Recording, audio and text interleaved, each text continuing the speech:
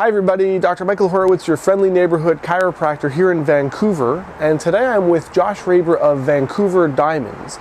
Josh is going to help me demonstrate some exercises which are going to help improve your posture, keep you in tip-top shape, and help prevent injury. Exercise is one of the three components of spinal hygiene. When you combine physical activity with exercise, stretching, and regular chiropractic checkups, you're working towards perfect posture and making sure your small aches and pains don't become big ones.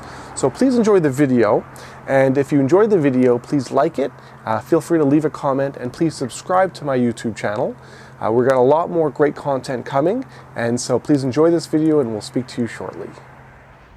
This exercise is called heel taps. On your back, feet on the ground, knees bent about 90 degrees, you're going to lift your feet off the ground, and you're going to now slowly drop your heels and tap them onto the ground. Keep breathing through this exercise. This is a great exercise for abdominal and lower abdominal strength, which is so important for posture and treating and preventing low back issues. Keep breathing, and great job, Josh. Thanks again for watching, and once again, my name is Dr. Michael Horowitz, your friendly neighborhood chiropractor in Vancouver.